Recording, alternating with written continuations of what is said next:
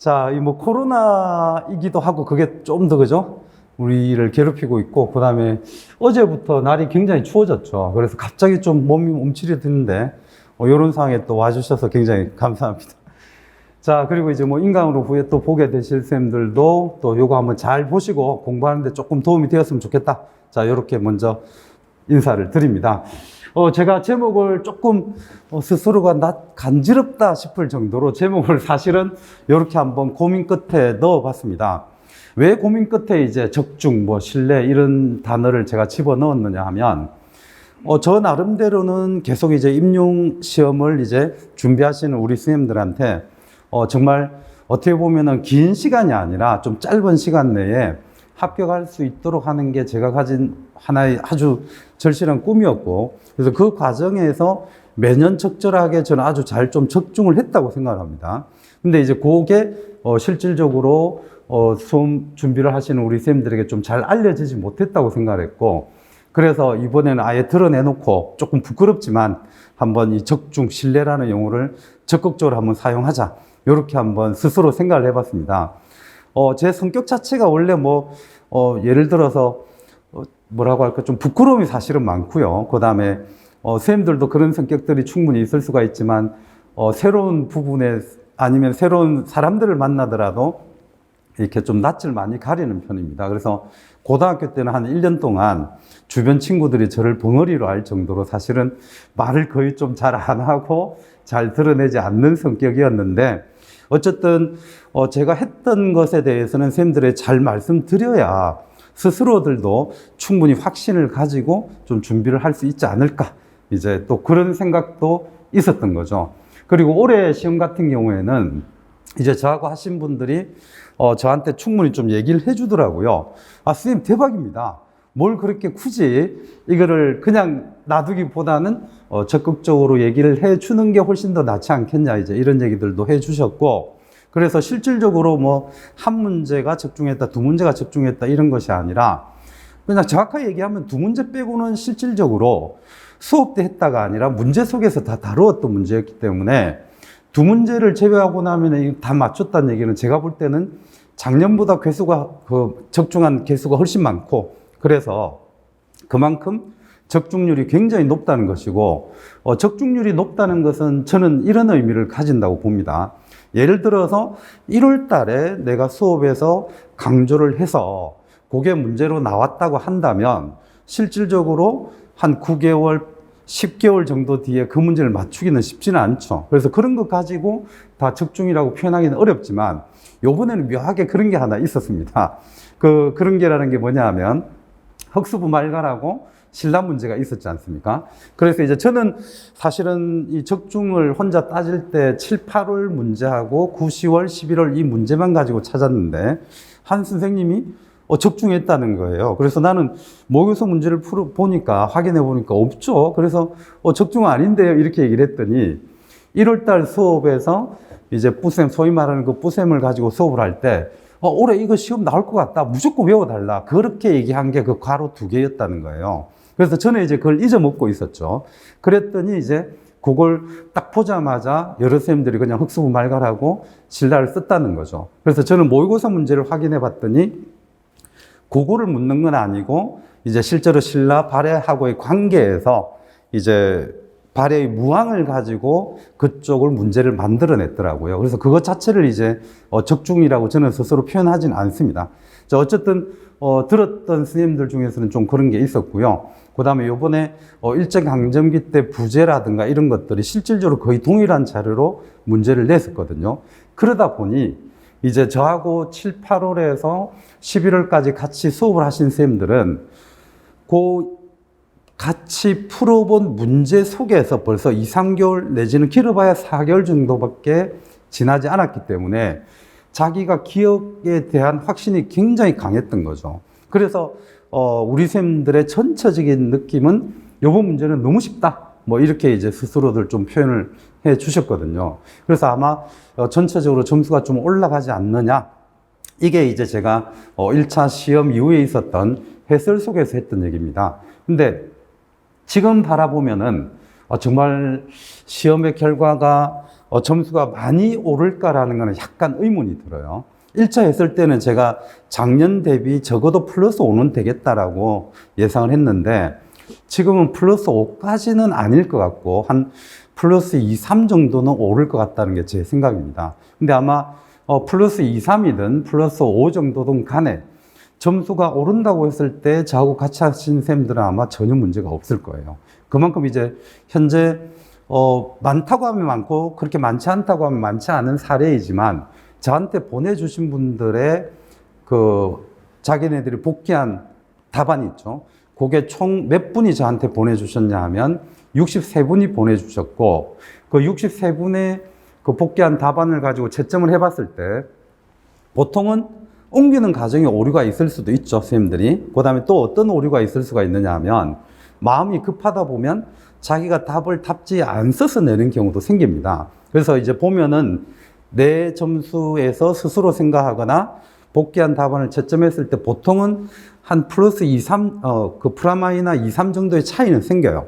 그래서 그런 것까지 감안을 해서 제가 최저 점수와 최고 점수를 가지고 일단 각자 쌤들에게 보내드렸고 최저 점수를 가지고서 평균을 내봤더니 몇 점이 나왔냐 하면 평균 53점이 나왔습니다. 그래서 이제 최저 점수를 가지고 평균을 냈을 때 53점이 나왔는데 그 53점을 가지고 고민을 한번 해봤어요. 어떻게 고민을 해봤느냐 하면 작년의 난이도하고 유사하다라고 한번 보고서 만약에 평균 53점이라는 것을 작년 난이도로 딱 대입을 해봤을 때 작년에 교육학이 보통 한 17점 정도가 일반적이었거든요. 그러면 53에다가 17을 더하면 실질적으로 70점이 나오지 않습니까? 그러면 작년 난이도하고 동일하다고 봤을 때 이 평균 53점이 작년 합격 컷이 되겠다는 생각이 드는 거죠. 예, 그렇게 본다면 실질적으로 63분 중에서 이 평균 점수를 넘어서시는 분이 한 30 몇 분 됩니다. 후반 정도. 이제 낮은 점수는 좀 점수가 낮기 때문에 그래서 결과적으로 보면은 아마 우리 쌤들이 전체적으로 점수가 좀 잘 나오지 않겠냐.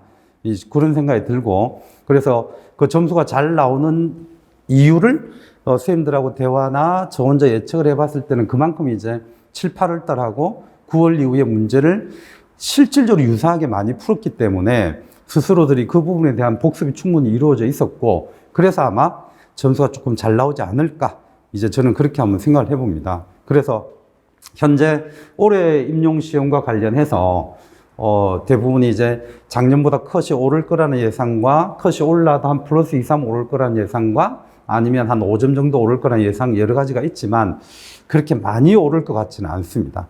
그런 것들도 한번 생각을 해 보시면 좋겠고 어쨌든 이 얘기 속에서 제가 하고 싶은 얘기 중에 하나는 그만큼 이제 7, 8월과 그 다음에 9월, 10월에 유사한 문제들을 상당히 많이 풀어봤기 때문에 선생님들 스스로가 굉장히 좀 만족해하고 결과를 기대하고 있다는 거죠. 그래서 제가 실제로 생각을 했을 때도 충분히 그렇게 좀 예측이 됩니다. 그래서 이 적중, 신뢰라는 것을 한번 붙여봤고요. 자, 그 다음에 이제 간단하게 쌤들에게 프린트 나가는 부분에는 이게 없는데 일단 하나의 안내로서 그냥 요거는 한번 제 스스로 PPT에 넣어봤습니다. 이쪽에 경쟁률은 제가 의도적으로 빨간색으로 해서 아마 잘 안 보일 겁니다. 근데 이제 무엇을 조금 봐주자고 하는 거냐 하면 작년 21년도 임용하고 올해 임용, 2022년 임용을 비교해 봤을 때 선생님들 그냥 우리가 일반적으로 상식적으로 생각하고 있는 게 경쟁률이 확실히 높아졌죠? 왜냐하면 뽑는 인원이 줄었으니까.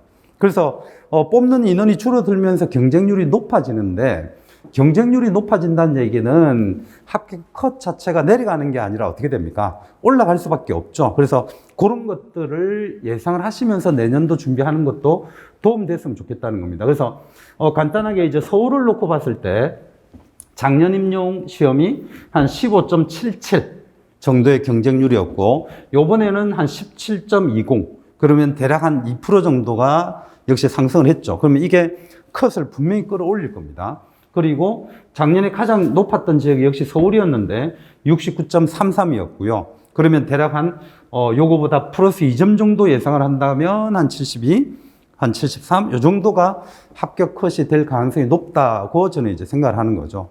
그래서 이런 것들을 잘 한번 좀 생각을 해보자는 의도입니다. 그래서 숫자에 너무 이제 몇 퍼센트지 요거는 이제 고민하지 마시고 대략적으로 제가 전체적으로 이렇게 노란색으로 되어 있는 것은 이 지역에서 작년보다 경쟁률이 조금씩 다 높아진 지역이다 이렇게 보시면 되겠고, 역시 잘 안 보일 건데 빨간색으로 되어 있는 부분은 작년보다 컷이 그 경쟁률이 조금 떨어지거나 비슷한 경우입니다. 그래서 전체적으로 모든 지역이 다 경쟁률이 높아졌구나 이렇게 그냥 한번 생각을 해 주시면 됩니다. 아마 이 경쟁률이 높아지는 경향은 당분간 사실은 좀 지속이 되겠죠. 다들 예측하거나 들어보셨겠지만 뽑는 인원이 계속적으로 좀 줄어들 수밖에 없다는 걸 아실 테니까. 그래서 이런 것들도 자기 자신이 공부하는데 조금씩은 고려를 하셔야 됩니다. 그죠? 뭐 최근 몇 년 사이에 가장 많이 뽑았던 때가 300명이 넘었을 때인데, 그때 내가 만약에 이제 시험 공부를 했다면 합격할 수 있는 가능성이 높았겠지만, 자꾸 뽑는 인원이 줄어들면 아무래도 합격할 수 있는 가능성이 줄어든다는 걸 예측하시면서 내가 공부를 해야죠. 그죠? 그런 점에서 이제 이게 조금은 도움이 되었으면 좋겠다는 거고요. 자, 그 다음에 이제 뭐 강원 같은 경우는 수치를 대비해 보면 13.65에서 16.71 정도로 역시 경쟁률이 높아졌습니다. 그리고 뽑는 인원이 작년에 20명을 뽑았다고 한다면 요번에 17명. 뭐 당장에 눈에 보이는 수치는 3명 정도의 차이지만 이 3명이 결국 내가 합격할 수 있는 가능성을 없애버린 것이다 라고 역시 볼 수가 있겠죠. 그래도 현재 이제 2차 이 수업 실현을 하는 걸 보면요, 강원도에 지원하는 사람들이 꽤나 많더라고요. 그래서 강원도도 보통은 이제 뽑는 숫자 자체가 다른 지역보다는 조금 많은 편이기 때문에 그만큼 좀 지원하는 분들이 많다라고 한번 생각을 해 보시면 좋겠고요. 그리고 작년 같은 경우에는 합격 컷이 어쨌든 가장 낮았던 지역이 또 강원도이기도 합니다. 그래서 합격 컷이 낮은 이유를 선생님들이 한번 알아두셔야 되는데, 일반적으로는 1.5배수죠. 근데 강원도는 2배수입니다. 그러니까 그만큼 이제 뽑는 인원이 일단은 2배수로 늘려져 있기 때문에 합격 컷이 떨어진다고 생각을 하셔야 되고, 이런 생각도 할 수 있죠. 1.5배수에서 내가 컷으로 합격한 경우와 2배수에서 컷으로 합격했을 경우에는 컷이 일반적인 점수 때보다 많이 낮다는 걸 한번 생각을 해 주셔야 됩니다. 그래서 강원도에서 컷으로 합격하면은 실질적으로 최종 합격이 좀 힘들겠다라는 생각들을 많이 하세요. 근데 또 이 강원도가 굉장히 재밌습니다. 어떤 점에서 굉장히 재밌느냐 하면, 실질적으로 2차에서 면접과 수업 실현 점수를 가지고 뽑지 않습니까? 가장 마이너스 점수를 많이 주는 곳이 강원도입니다. 그래서 일반적으로 합격하신 분들을 제가 데이터를 뽑아보면 합격하신 선생님들의 수업 실현 점수가 몇 점 마이너스를 받느냐 하면 5에서 8, 마이너스 한 8 정도를 받아요. 그리고 면접도 어느 정도 점수를 감점당하게 되느냐 하면 한 마이너스 8까지도 합격자가 있습니다. 그래서 수업 실현과 면접을 100점으로 봤을 때 합격자들이 몇 점 정도가 마이너스가 되느냐 하면 마이너스 한 15 내외 정도 돼요. 그럼 그 얘기는 내가 1차 때 아무리 2배수의 컷이라 하더라도 2차에서 충분히 또 뒤집을 수 있는 기회가 있는 곳이 강원도라는 것도 생각할 수가 있습니다. 그러니까 그런 점에서 강원도는 역시 장단점이 있습니다. 자, 그래서 1차 합격 컷도 좀 낮다고 생각을 하시면 되겠고요. 여러 가지로 또 장점이 있기도 하고 단점이 있기도 하다. 이렇게 보시고, 아까 앞에서 봤었던 지역보다는 여기는 전부 다 노란색이죠. 그래서 전체적으로 경쟁률이 높아졌음을 한번 생각을 하시면 좋겠고, 올해 같은 경우 만약에 시험을 이제 11월 달에 본다고 한다면 대체로 요거하고 좀 비슷한 경쟁률이 형성이 되겠죠. 뽑는 인원이 비슷하다고 했을 때. 그래서 이런 것들도 자신이 공부할 때 한번 도움이 되었으면 좋겠고요. 제가 올해부터 약속을 한 게 이게 있습니다. 좀 고민을 많이 했는데 얼마나 많이 내가 번 돈을 좀 환원할 수 있을까, 이걸 좀 굉장히 많이 고민을 했었고, 사실 뭐 혼자 먹고 살기에는 돈이 좀 많습니다. 근데 이거를 내가 계속 가지고 갈 것도 아니고 죽으면 어차피 다 그냥 끝인 건데, 그렇다고 해서 초반부터 너무 많은 돈을 푸는 것도 좀 웃기는 것 같기도 하고, 그래서 올해 2022년 임용시험에서 합격하신 분들 중에서 1차 시험에서 수석을 하면 50만 원을 드리고, 최종적으로 2차까지 거쳐서 수석을 하면 100만 원을 드리겠다, 이렇게 약속을 했습니다. 그리고 이거는 제가 순수하게 개인적으로 드리는 거기 때문에 제세 공과금 떼고 이런 거 없습니다. 그냥 그대로 50만 원과 100만 원을 드린다는 거고요. 보통은 이렇게 드리다 보면 제세 공과금 떼고 뭐 이렇게 해서 저도 이제 세금 혜택을 받고 뭐 이런 식의 것이 있는데, 저는 일체 그거 없습니다. 그래서 조금 전에 앞에서 이렇게 선생님들한테 보여드린 이 지역을 보면 이 줄수가 총 몇 개냐면 22줄입니다. 그러면 어떤 곳은 뽑지 않는 경우에는 뭐 수석이 안 나오니까 또 감하기도 하겠지만, 제가 이 장학금이라고 명명한 거에는 뭐도 들어가느냐 하면요, 금방 22곳 플러스 각 지역마다 장애인 선발이 별도로 있지 않습니까? 그것도 별도로 제가 장학금을 지급을 합니다. 그래서 그거를 플러스 알파로 보셔서 이상이라고 생각을 하면 돼요. 그래서 아마 이렇게 아래 위로 실질적으로 좀 장학금을 드리겠다, 이렇게 약속을 드렸는데, 올해 이 장학금이 얼마나 나갈지를 저는 굉장히 궁금해하고 있습니다. 그래서 장학금이 좀 많이 나갔으면 좋겠다, 이게 제 꿈입니다. 그런 식으로 조금씩 이제 제가 벌어들였던 돈을 선생님들에게 다시 이렇게 환원하는 방법을 계속적으로 좀 시행을 할 거고, 앞으로 조금씩 어떤 방식으로도 좀 늘려나갈 겁니다, 이거를. 그래서 선생님들이 공부한 결과가 합격으로 간다면 스스로도 좋겠지만, 당연히 그죠? 뭐 가장 가까운 게 가족이 될 건데, 가족분들에게도 좋을 거고, 자기가 알고 있는 지인들에게도 굉장히 행복하겠죠? 그런 행복을 저도 조금 보태드리겠다는 의도를 한번 보시면 될 겁니다. 그래서 이제 2022년 1월부터 같이 하게 되시는 선생님들은 이런 것들도 한번 생각을 하시면서 같이 공부를 하면 될 겁니다. 그리고 제가 여기 PPT에 넣지는 않았지만, 올해 고민은, 저희 개인적인 올해 고민은 이거였습니다. 저희 강의의 질을 더욱더 고퀄리티로 높이겠다. 이게 이제 제가 현재 생각한 거고요. 왜 이렇게 생각을 하게 됐느냐 하면, 기존에 이제 강의를 하는 과정에서 이렇게 여러 곳에 있는 좀 저에 대한 어떤 후기, 평가 이런 것들을 보면, 기존의 임단기는 워낙에 값을 좀 싸게 했기 때문에 뭐 싼 맛에 들었다, 막 이런 얘기들이 보이더라고요. 그래서 이 싼 맛에 들었다는 게 어떻게 보면 좋은 것이기도 하지만, 곰곰이 생각을 해보니까 이게 본질일까라는 생각이 드는 거죠.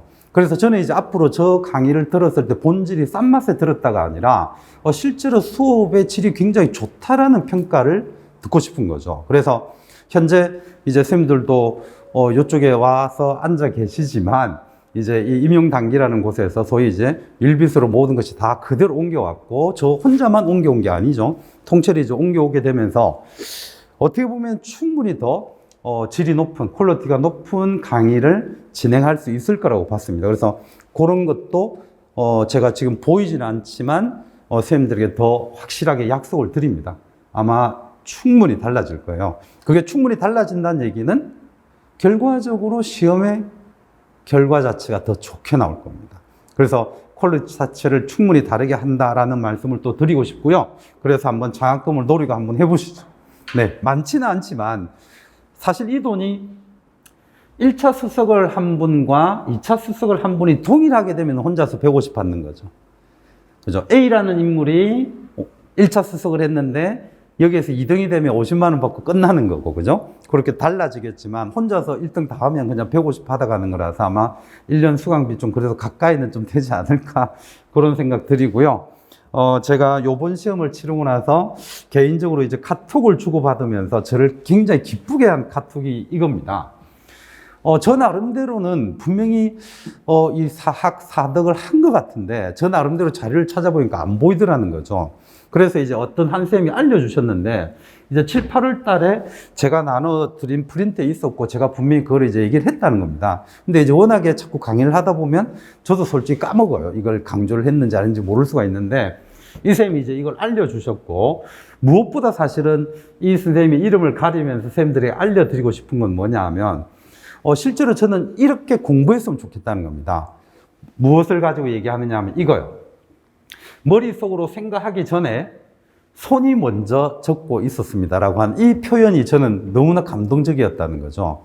그래서 어떻게 보면은 우리 공부라고 하는 것은 실제로 머릿속에서 끊임없이 생각하고 사고하고 판단해서 뭔가를 이끌어내는 것도 있지만 이 선생님은 그만큼 공부를 하시면서 저하고 좀 반복된 게 분명히 많았고 그게 있었기 때문에 뭐 판단하기 전에 이미 손이 사덕을 적고 있었다는 것이 아마 이 선생님의 굉장한 노력의 결과 아니냐, 저는 이렇게 생각을 하는 거고, 따라서 같이 해나가는 과정에서 저는 저 나름대로 선생님들에게 끊임없이 해드려야 되는 것이 많은 내용들을 이해하고 기억하게 하는 것도 필요하겠지만 마지막 최소한 4개월 정도에서 선생님들이 문제를 충분히 접근할 수 있게 폭을 좁혀드려야 되죠.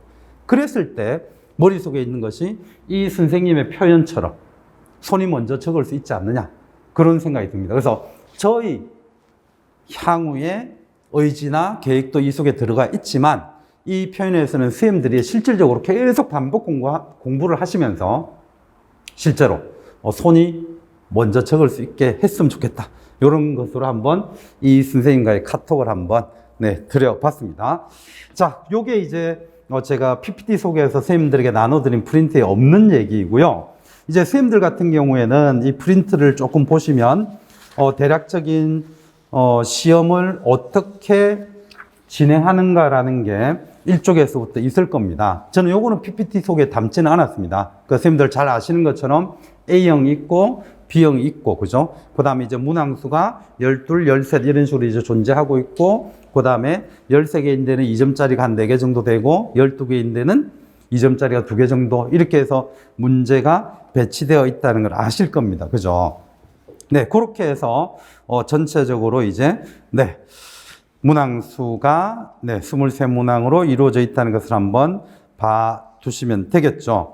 자, 그러면 이제 그런 것을 한번 봐두시고, 그 다음에 이쪽으로 넘어가시면은 전체적인 또 2차 시험에 대한 간단한 안내가 있을 겁니다. 그것도 그냥 편하게 한번 보시고요. 2차 시험 준비는 실질적으로 선생님들이 그냥 교과서 갖고 하신다고 보셔야 됩니다. 그리고 많이 물어보시는 게 중학교 교과서로 봐야 됩니까? 고등학교 교과서로 봐야 됩니까? 이렇게 물어보시는데요. 실질적으로 어느 교과서로 보든 상관없습니다.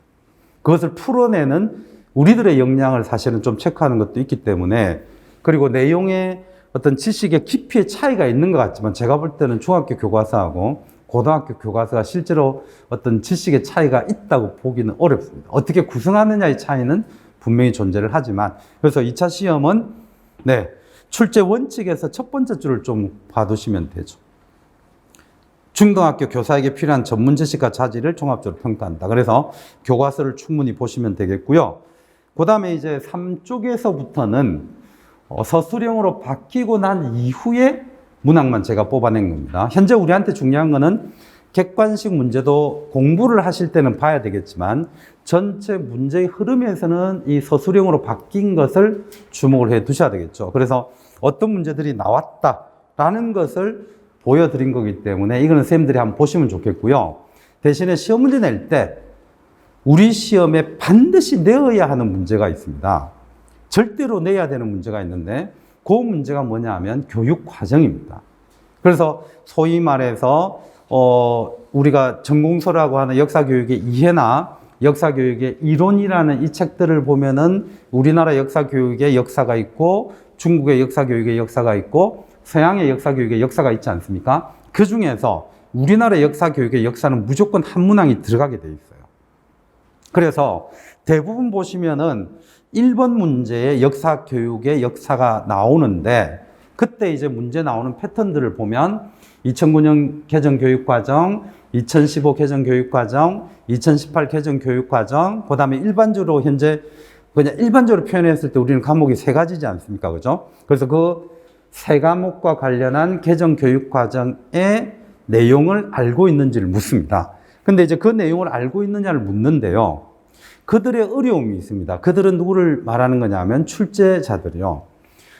2019년도가 하나의 회귀된 시점이었는데 그의 문제가 사실상 가장 어려웠었고 그래서 전체 전공과 교육학을 합친 합격 컷이 60점 정도 됐었죠. 50점대로 실제로. 전국은 50점대라고 봐야 됩니다. 가장 높은 게 한 60점 정도인데 그에 어떤 일이 벌어지느냐 하면은 너무 어려워서 문제가 너무 어렵게 되니까 채점을 할 때 채점의 폭을 확대해 버립니다. 그래서 채점의 폭을 확대를 하면서 실질적으로 어떤 일이 벌어지게 되느냐 하면 점수의 변동도 약간 생기지만 실질적으로 그 변동폭은 그렇게 크지 않습니다. 중요한 거는 평가원에서 왜 애초에 답을 이렇게 상정을 했다가 이렇게 확대하느냐라고 하는 엄청난 강한 비판을 받게 돼요. 그래서 문제 유형이 어떻게 바뀌게 되느냐 하면 확대할 수 없는 문제 유형으로 바뀌게 됩니다. 그럼 확대할 수 없는 문제 유형은 어떤 것밖에 없느냐 하면 사료를 주고 기입형으로 만드는 거죠. 그래서 잘 보시면 원래 그런 문제들도 있는데 교육 과정에 관한 문항은요, 거의 2009나 2015나 2018에 한국사나 동아시아사나 세계사나 중학교 역사나 거기에서 목표와 성격 부분을 기입형으로 문제를 내버리는 거예요. 그러면 채점을 할 때 확대할 수가 없죠. 그리고 공부한 사람의 입장에서는 약간 어이없는 문제가 나오기도 하지만 반발을 할 수가 없죠. 그래서 실질적으로 그런 문항이 계속 나온다고 예상을 하시면서 반드시 공부를 하셔야 됩니다. 그래서 이런 이제 출제의 경향이나 실제로 채점하고 난 결과에 대한 흐름을 이해하셔야 공부 방향이 명확하게 보입니다. 그래서 개정교육 과정을 공부하실 때는 이해가 주가 아니라 그 내용들을 정확하게 필요한 내용들을 외우는 게 필요하고 사료도 그런 식으로 기입 형식으로 외우셔야만 한다는 거죠. 그래서 이 문제에서는 주제도 보셔야 되지만 제가 이 속에 문제 유형을 다 넣어두진 않았지만 그런 유형들을 아시면서 이 주제를 보셔야 돼요. 그래야 내가 앞으로 공부를 할 때 어떤 식으로 공부를 한다라고 하는 게 명확해지죠. 자, 그렇게 해서 3쪽에서부터 몇 쪽을 쭉 넘기시면은 실질적으로 올해 임용시험까지의 주제가 다 들어가 있을 거예요. 그죠? 그래서 그게 11쪽까지입니다. 그래서 11쪽까지 쭉 넘어가시면 올해 임용시험에서 이제 역교론 딜타입부터 해서 이런 문제들이 쭉 나왔구나 라고 하는 걸 알 수가 있을 거예요. 솔직히 그 11쪽의 올해 임용시험의 주제를 보시면 여기에서 주제가 낯선 건 아마 하나도 없을 겁니다. 그러니까 문제는 이제 이걸 풀어보신 분들은 알겠지만 굉장히 낯선 주제는 하나도 없다. 그러나 묘하게 답이 잘 보이지 않는 그런 문제들이 실제로 좀 출제가 되었다는 것도 기출의 흐름으로서 한번 봐두시면 좋겠습니다. 자, 그렇게 해서 한번 주제들을 훑어보시고 그 다음에 12쪽으로 넘어가 보시면요. 기출문제 영역별 분포인데 이거는 뭐 수치가 실제로 그냥 이렇게 다 생각할 필요 없이 4개 영역에서 대략 4분의 1씩 나온다라고 생각하시면 돼요. 그리고 기존에는 약간 느낌에 한국사가 한 2점 정도씩은 좀 높아요. 근데 올해는 한국사가 생각보다 많지 않다는 거. 근데 이게 또 일반화시키면 안 됩니다. 그래서 그냥 일반적으로는 역사교육론, 한국사, 그 다음 동양사, 서양사 이것이 한 4분의 1씩 출제가 된다. 이렇게 생각을 해 두시면 되고 그래서 고르게 그냥 공부하는 것은 여전히 좀 필요합니다. 네, 그렇게 해서 이 분류 간단하게 한번 보시면 좋겠고요. 제가 경쟁률은 넣어놨지만 4개는도만 넣어놨죠.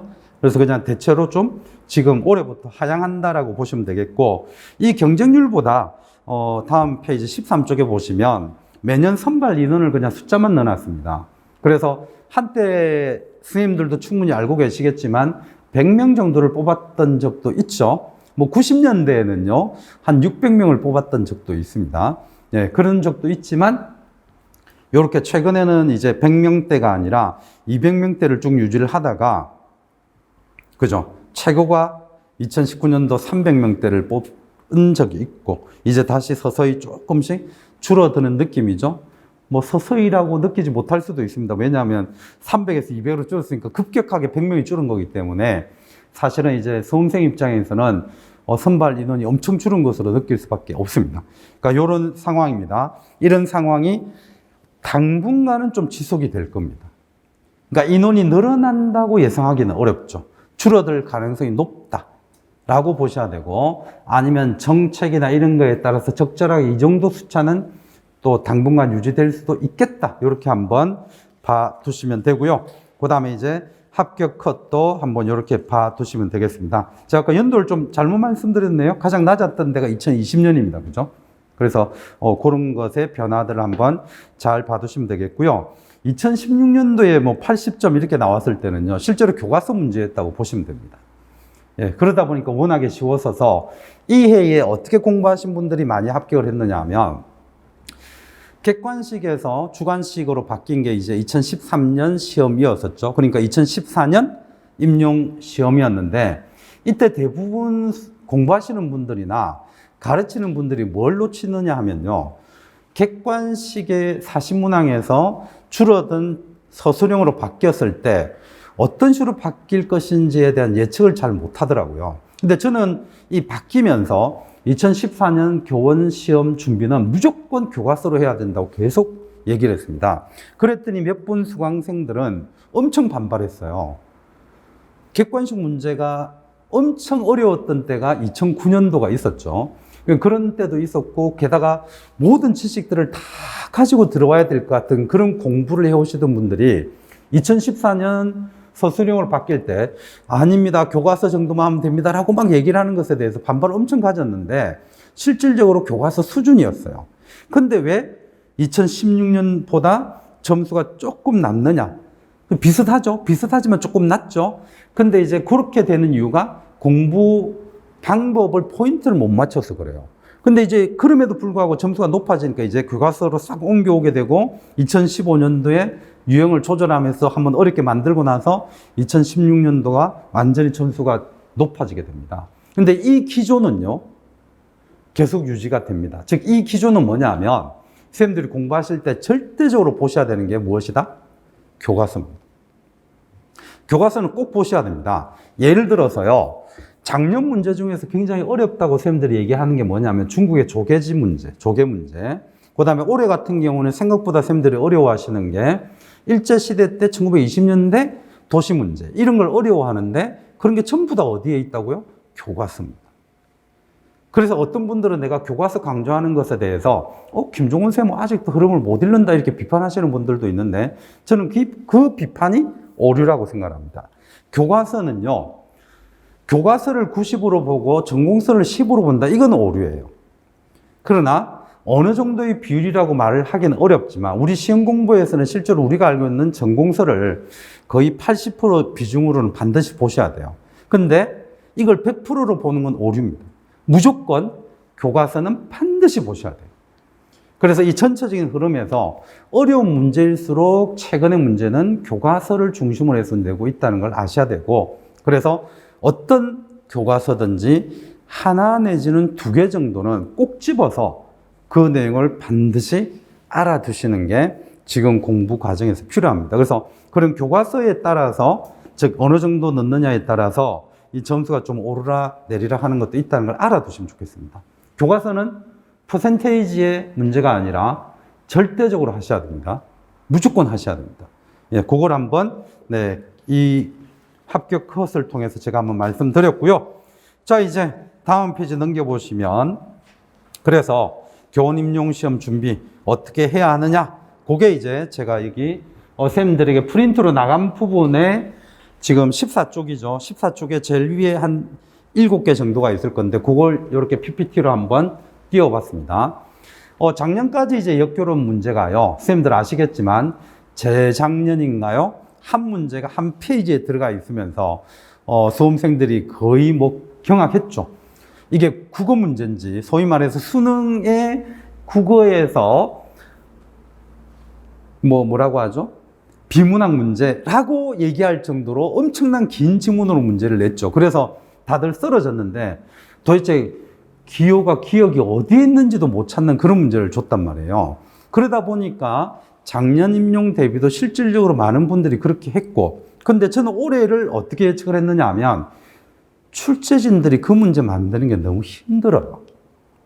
정말 힘듭니다. 역교론을 작년, 재작년, 재재작년처럼 문제를 내려면 그 에너지가 장난이 아닙니다. 그리고 그런 수업 사례를 찾는 것도 한계가 있고. 그래서 제가 올해는 뭐라고 표현했냐면, 올해는 역교로는 그렇게 안 나올 겁니다라고 아주 자신 있게 얘기를 했어요. 올해 역교로는 전공서 내용을 누가 정확하게 기억하느냐 아마 물을 것이다. 채점자분들도 지쳤다. 힘들다. 그렇게 했는데 실제로 올해 문제 보시면 알겠지만, 그죠? 그냥 간단하죠. 수업 사례 자체도 복잡하지 않고요. 그냥 전공서 내용을 뚫은 형식의 문제를 냈습니다. 가장 대표적인 게 이제 일본의 딜타임 문제죠. 그런 식으로 다시 전공서 내용을 정확하게 판단하는 것으로 돌아왔다고 생각을 하시면 되고요. 이것이 오히려 시험을 준비하는 쌤들의 입장을 좀 더 혼란스럽게 할 수도 있습니다. 왜냐하면, 그러면 작년까지의 시험 유형인 복잡 단안한 유형도 공부해야 되고, 또 전공서 기본서 내용도 외워야 되고, 우리는 어떻게 해야 되나 이렇게 생각을 하실 수가 있는데, 솔직히 제 입장에서는요, 형식에 말려들지 말라는 얘기를 하고 싶은 거죠. 문제의 형식이 중요한 게 아니라 실질적으로 그 속에 있는 문제의 본질만 파악을 한다면 결국은 원칙적으로는 어디에 있는 내용으로 문제를 내고 답은 어디에 있는 걸 써야 한다? 전공서에 있는 내용을 가지고 묻고 답도 그 안에 있는 걸 가지고 쓰셔야 돼요.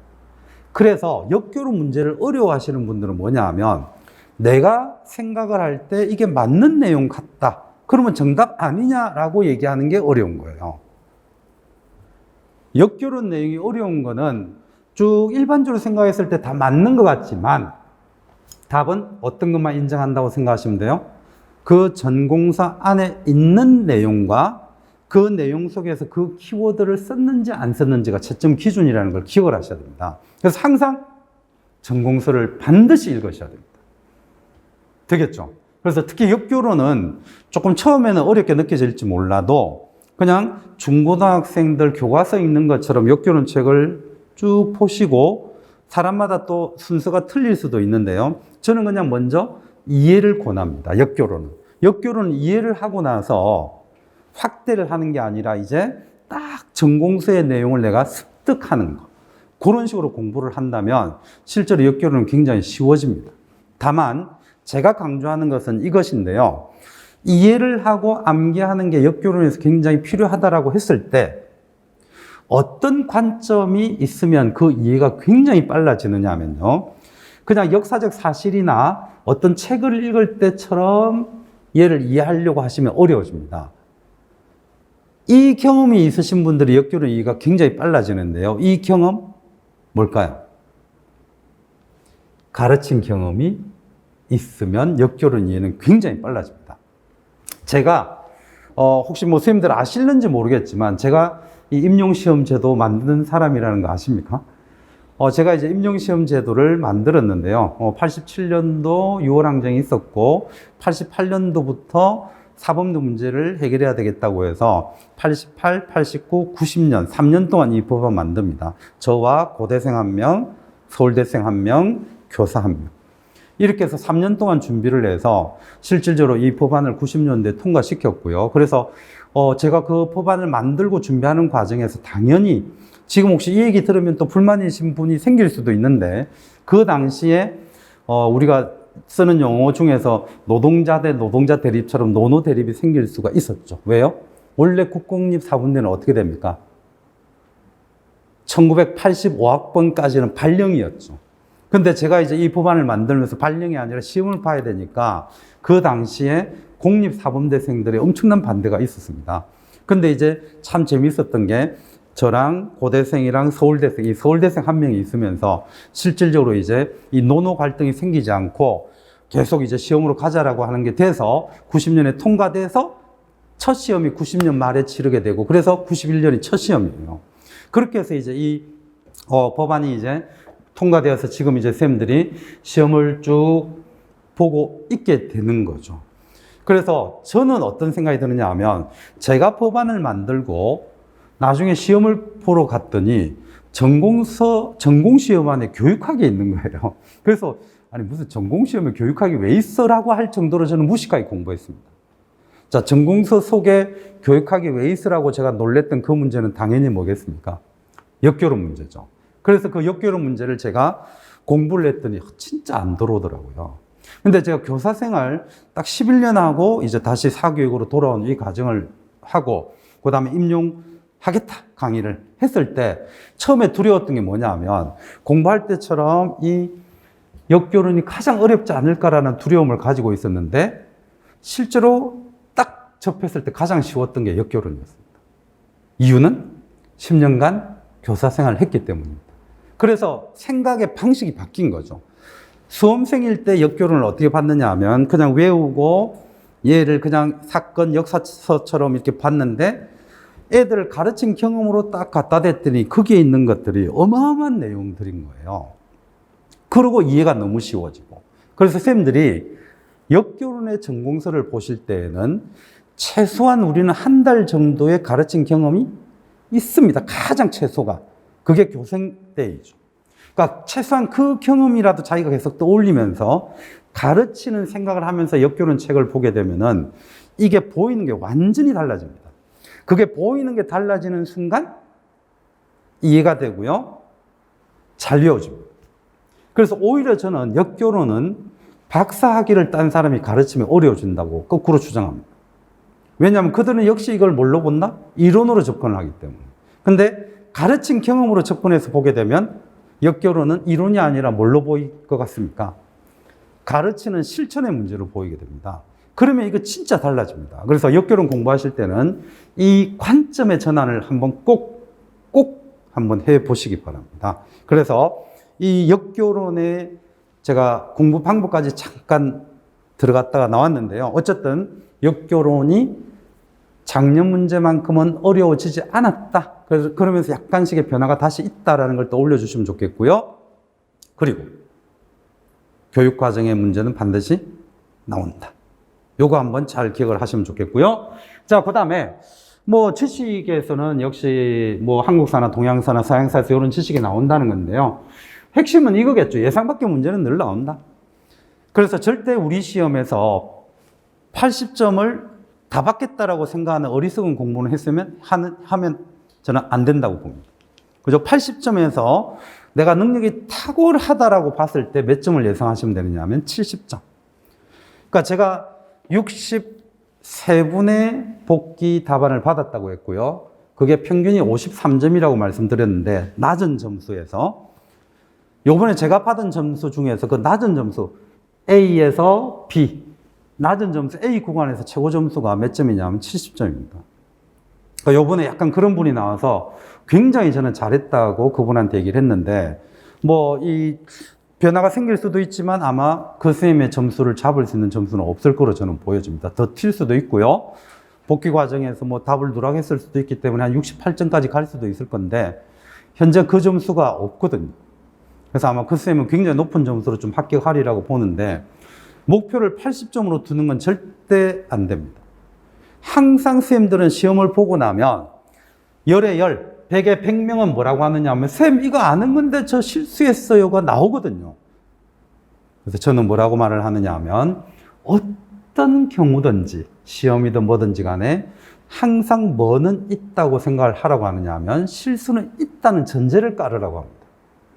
실수를 안 할 거라고 전제를 깔고 들어가는 거는 제가 볼 때는 어리석은 거라고 봐요. 실수가 있을 거라는 전제를 깔고 그 전제를 깔고 들어가게 되면 목표가 어떻게 될 것 같습니까? 실수를 5개 할 것을 1개로 줄이자는 목표를 가지고 들어가면 마음의 여유도 생기고 실질적으로 그 실수를 적게 하는 사람이 어떻게 되겠습니까? 합격합니다. 그래서 이쪽을 다시 한번 보시면 예상 밖의 문제는 늘 있기 때문에 이런 것까지 내가 풀어서 합격하겠다는 것은 오히려 가장 기본적인 문제를 놓치게 합니다. 그래서 시험 공부는요, 항상 가장 기본적인 것을 절대로 뭐 하지 않게 하는 공부, 실수하지 않게 하는 공부가 아주 고득점을 만들어냅니다. 그래서 반복, 또 반복, 또 반복 이렇게 하는 것이 필요한 거죠. 그래서 예상 밖의 문제는 늘 있다는 것은 그냥 자연스럽게 받아들여 주시고, 그래서 시험장에 갔을 때 아니 무슨 이딴 문제를 내! 라고 흥분하실 이유도 없고 그런 한 문제 때문에 내 멘탈이 무너질 이유도 없게끔 해주시는 게 중요합니다. 그 다음 사료는 늘 보셔야 되는 거 아시죠? 그래서 저도 이제 2015, 2016년도까지는 그냥 기본적인 내용 압축한 거에 플러스 사료집을 했는데요. 그게 어떤 공부 방법을 만들어내느냐 하면 두 개가 분리되어서 보더라는 거죠. 그래서 이제 지금은 싹 바꿨습니다. 책 한 권 속에 그냥 기본 내용과 사료를 다 넣었습니다. 어떻게 보면 형식이 뿌쌤 같아요. 그래서 사람들이 제 책을 보면 뭐야 김종문의 책은 이 두꺼워 이걸 언제 다 보란 말이야 이러시는데 혹시 뿌쌤이라고 하는 책을 보신 분들은 알겠지만 실 내용 자체가 많지는 않잖아요. 뭐가 많다? 사료가 많죠.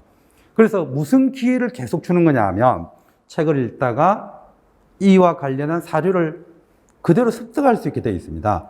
그래서 제 교재는 그렇게 구성이 되어 있어서 두껍지만 실질적인 내용 자체는 그냥 알차게 구성되어 있어요. 그래서 다시 한 번 더 말씀드립니다만 사료는 언제나 볼 수 있게 해주셔야 돼요. 그래서 분리되어서 별도로 있는 것보다 내용과 사료가 같이 볼 수 있게끔 그렇게 보시면 좋겠고요. 그래서 독특한 것이 제 역교론 전공서인데 제 전공서, 역교론 전공서도 그렇게 되어 있습니다. 즉 뭐냐 하면 기본적으로 제가 여러 책들을 섞어서 다시 한 권으로 만들었잖아요. 근데 사료처럼 단원별로 원 전공서의 출처를 밝혀놓고 그 문장들을 그대로 사료처럼 갖고 왔습니다. 이해되시죠? 그렇게 이제 구성이 되어 있어서 제 책을 가지고 있으면 제가 전체적으로 재구성한 내용도 보시겠지만 우리가 일반적으로 봐야 되는 3권, 4권, 5권의 전공서 내용도 들어가 있다는 거. 그래서 그 책의 문장으로도 볼 수 있다는 그런 생각을 한번 해 주셨으면 좋겠어요. 그래서 사료, 기입형 생각하셔야 되고요. 그 다음에 키워드 없으면 안 되는 거 아시죠? 그냥 전체적인 맥락만 맞아가지고는 정답으로 인정받지 못합니다. 그래서 반드시 핵심어를 내가 습득해가는 공부를 하셔야 돼요. 그래서 처음에 공부를 하시다 보면 뭐 역사도 그렇고 역교론도 그렇지만 흐름으로 아니면 맥락으로 이해하는 게 우선이겠죠. 근데 그것으로만 끝나서 내가 공부 다 된 것 같아 이랬다가는 시험장에서 뭐죠? 맥락만 쓰고 나와서 빵점이 될 수도 있습니다. 원하는 뭐가 있어야 된다? 키워드가 있어야 됩니다. 그래서 그런 식의 공부 방향을 다시 한번 더 생각을 하셔야 되고요. 그 다음에 제가 말씀드렸던 것처럼 어떻게 보면 모든 시험이라는 것은요, 아는 게 맞죠? 알아야 쓰죠? 근데 시험장에 딱 들어갔을 때는 이걸로만 그치면 안 된다는 겁니다. 아는 것이 아니라 아는 것을 어떻게 실수 없이 쓸 수 있게 해야 되고요. 이 실수 없이 쓸 수 있게 하는 것은 전 두 가지가 필요하다는 생각입니다. 즉, 내용을 정확하게 아는 것과 또 하나는 뭐죠? 멘탈입니다. 그래서 이제 이 실수 없이 쓸 수 있어야 된다는 것 자체가 선생님들이 보이시는 마음 관리, 멘탈 관리하고 연결되어 있는 거죠. 그러면 결론적으로는 당연히 두 가지죠. 그냥 공부해서 지식을 쌓아야 되는 것과 그 과정을 통해서 끊임없이 내가 무엇을 다스려 나가는 것, 나의 멘탈을 다스려 나가는 것. 그래서 공부를 하시다 보면 이런 일들이 발생을 하죠. 나 작년 문제 너무 어려워가지고 이제 더 이상 임용고시 포기할래. 이렇게 해서 멘탈 무너지는 경우도 있고, 모의고사를 보다 보면 주변에 자기보다 잘하는 사람들이 보이니까 나만 모의고사 답을 못 쓰는 것 같은데 계속 이렇게 생각하시는 분들이 있어요. 그런 분들은 실제로 좀 합격이 어렵습니다. 왜냐하면 이제 자꾸 자기가 경쟁에서 도태된다고 생각을 하기 때문에 의지가 사라지게 되고요. 삭감되게 되고 그러다 보니까 공부 자체가 정확하게 이루어지질 않거든요. 그래서 계속 자기 멘탈을 챙기셔야 됩니다. 근데 이제 이 멘탈이라는 것도 사실 따지고 보면 저는 어떤 거라고 생각을 하냐 하면 우리가 이제 이 피부에도 그렇잖아요. 그래서 조그만 상처기들이 생기고 하다 보면 이 피부도 내성이 생겨서 버티지 않습니까? 그렇기 때문에 실질적으로 생활을 하고 공부하면서 조금씩 생기는 어떤 마음의 상처나 그다음 멘탈이 흔들리는 경험들을 조금씩은 해보시는 게 좋죠. 그 과정들을 자꾸 이렇게 버티다 보면 실질적으로 아주 큰 충격에 멘탈을 충격하는 일도 버틸 수 있습니다. 제가 최근에는 이런 경험을 또 한번 생각을 하고 있는데요. 제가 생각할 때 모의고사 답안을 저한테 제출하는 분 중에 매년 보면 고득점인데 떨어지시는 분들이 있습니다. 실제로. 근데 이제 그분들을 실질적으로 만나서 얘기를 해보면 가장 결정적으로 모의고사에서 높은 점수를 받는데 실제로 왜 낮은 점수를 받느냐. 혹시 이거 실제로 보면 어떤 분들일 것 같아요? 대부분의 인쌤들을 매년 그분들을 한 번씩 보면요. 모의고사를 보실 때 점수가 잘 나오는 이유가 자기 집, 그 다음에 10시에 시험 보는 게 아니라 자기가 편할 때 시험 보기 때문에 그래요. 그러면 그분들은 지식은 확실히 잘 축적되어 있는 분들이죠. 그리고 상황을 자기한테 편안한 상황에서 시험을 보는 분들이에요. 그런데 실전에 갔을 때 엄청나게 긴장하는 거죠. 그래서 자기가 가지고 있는 실력이 100이면 한 7, 80 정도만 발휘하면 대부분 합격하는데 이분들은 거의 시험장에서요. 그냥 뭐 시험지가 젖을 정도로 땀을 흘리거나 남들은 모르지만 온몸에 땀 이렇게 흘리면서 완전히 긴장하시는 쌤들. 이분들은 모의고사랑 상관없이 거의 합격하기 힘들어요. 그래서 제가 그런 분들을 보게 되면 꼭 이렇게 꼬시는 것처럼 얘기를 하는데요. 진짜 최소한 2개월 반은 10시에 시험 보라고 저는 계속 꼬십니다. 왜냐면 그래서 그분들을 모의고사 직강으로 불러냈을 때 어떤 현상이 보느냐면 들어요. 그래서 그게 한 번 쌓이고 또 쌓이고 또 쌓이니까 요번에 아주 고득점을 받았습니다. 그래서 그 선생님도 기대해요. 그래서 제가 농담으로 그 선생님한테 요번에 장학금 받겠는데요? 이렇게 얘기합니다. 왜냐하면 제가 받은 분들의 지역도 약간 분류가 되어 있는데 그 지역에서 가장 최고 득점이거든요. 그러니까 이제 그런 분들이 실질적으로 혼자서 계속 인강이나 이런 데서 편한 상태에서 자기 스스로 아무 시간대나 이렇게 하시면 멘탈이 시험장에 왔을 때 이 멘탈을 이겨내지 못하는 분은 거의 무너집니다. 그래서 조금씩의 상처를 받아가시는 것도 저는 좋다. 그러나 이제 한 번에 큰 상처를 받으면 힘들죠. 예. 어쨌든 결론은 이것도 굉장히 중요합니다. 멘탈. 그 다음에 마지막은 수업 실현하고 이거는 지나가도록 하겠습니다. 자, 요런 게 제가 이제 말씀드렸던 거고요. 실제로 진행되는 거는 선생님들이 뭐 중요하게 생각하실지 않을지 모르겠는데 전체 흐름을 가장 간단하게 보여주는 건 이거죠. 1, 2월 달에 이제 전공서 강독을 합니다. 요것 때문에 저에 대한 호불호가 있습니다. 그러니까 저에 대한 호불호가 뭐가 있느냐 하면 김종근은 아직도 교과서 강조하던데 이게 하나의 호불호가 있고요. 그 다음에 또 하나는 뭐냐 하면 다른 선생님들 보시면은 전공서가 3, 4월이죠. 근데 저는 1, 2월입니다. 그래서 이것 때문에 엄청 부담스러워요. 근데 이제 저는 왜 반드시 전공서를 1, 2월 달에 하느냐 하면 아이들하고 우리가 학교에서 수업을 한다고 생각을 하건 내가 아이들을 가르친다고 생각을 해보세요. 선생님들이 수업을 하고 가르칠 때 가장 기본으로 해야 되는 책이 뭡니까? 당연히 교과서죠. 그러고 나서 EBS 특강을 하든 이게 들어가야 됩니다. 저는 그 원리가 맞다고 보거든요. 따라서 1, 2월 달에 가장 기본서가 되어야 되는 것은 전공서가 되어야 된다고 봅니다. 그래서 전공서가 기본이어야지 이걸 축약한 걸 기본으로 하게 되면은 심화가 들어갔을 때 전공서까지밖에 안 되잖아요. 근데 저는 그걸 심화라고 보지 않는 거죠. 전공서가 기본이어야 됩니다. 그러니까 애초에 1, 2월 달에 전공서를 보기 때문에 부담스러워 하시는 분들은 뭐냐면 이 많은 내용부터 해야 된다는 게 부담인 거죠. 근데 잘 생각해 보십시오. 가장 의지가 충만할 때가 언젠데요?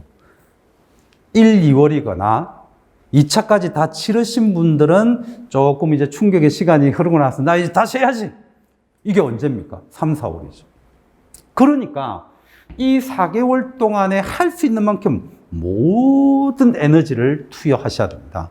그래서 저는 불호도 있지만 원칙적으로 이게 맞다고 보기 때문에 1, 2월 달을 전공서를 합니다. 다시 말씀드립니다. 이 내용을 기본으로 삼으셔야 돼요. 이거보다 적은 내용을 기본으로 삼아서는 안 되고 이걸 기본으로 삼으셔야 되고 이 책을 계속 보셔야만 사이사이의 것들도 내 지식으로 가져올 수가 있습니다. 이걸 하시고 나면 제가 이제 쌤들에게 드리는 게 이걸 요약한 그린 노트라는 걸 드립니다. 이거는 매해 반응 굉장히 좋습니다. 어떤 점에서 반응이 좋으냐 하면 책을 그대로 제가 사료 기입형처럼 기입형으로 바꿔서 드려요.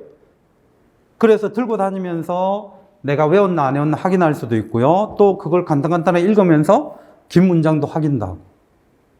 근데 이제 성미가 급하신 분은 이렇게 물어봅니다. 이거 통째로 선생님 매년 이거 만들었으니까 한꺼번에 주시면 안 돼요? 이러는데 저는 그러지 않습니다. 이유가 뭘 것 같아요?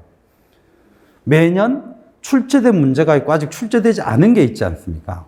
그러니까 저는 또 이때부터 뭘 고민하느냐 하면 출제된 것과 출제되지 않은 것을 가려서 기입형을 다른 걸 만들어야 되거든요.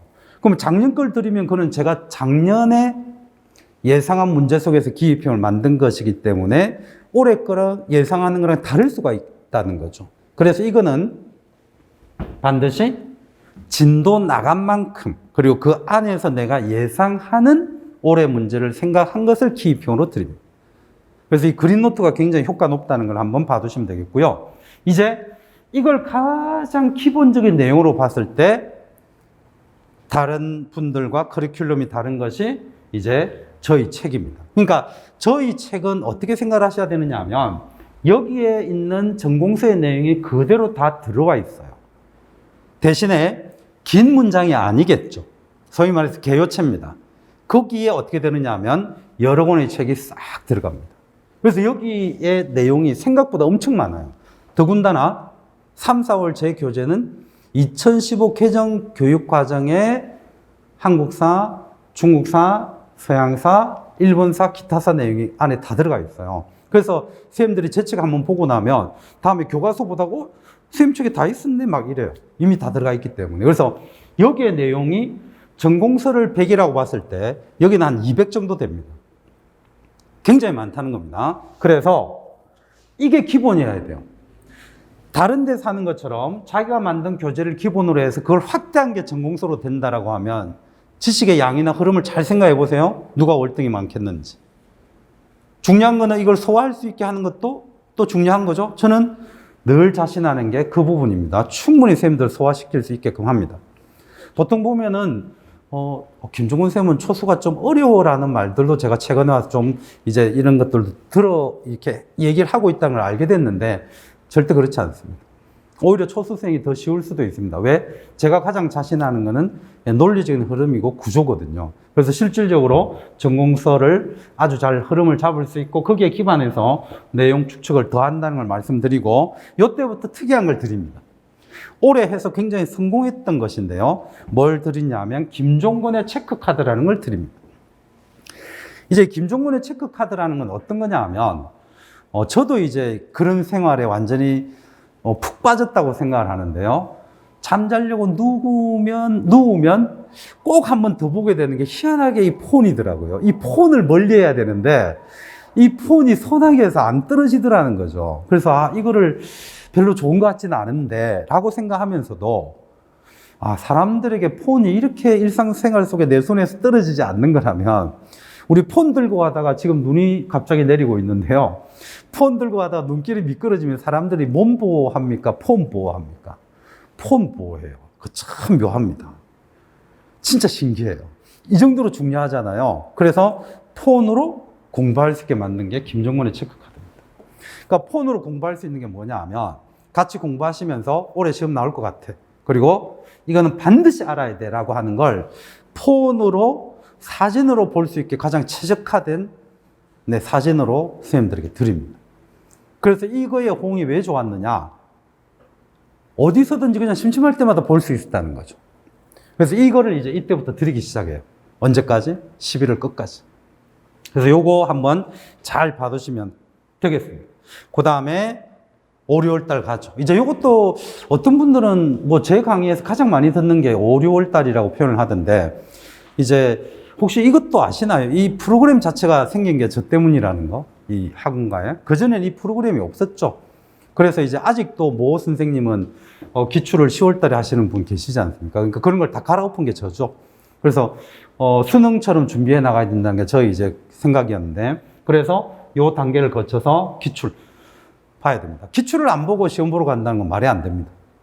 근데 선생님들이 학생들을 가르칠 때 시험과 관련한 가르치는 교사로서 역할을 하실 때는요, 즉 수능 강의를 한다 그럼 수능 기출을 최소 10년치는 풀어보셔야 돼요. 거기에 플러스 알파 뭐가 있냐 하면 선생님들 고등학교 때 모의고사 중요하게 여기는 게 369죠. 그럼 369 모의고사 풀어봐야 되고요.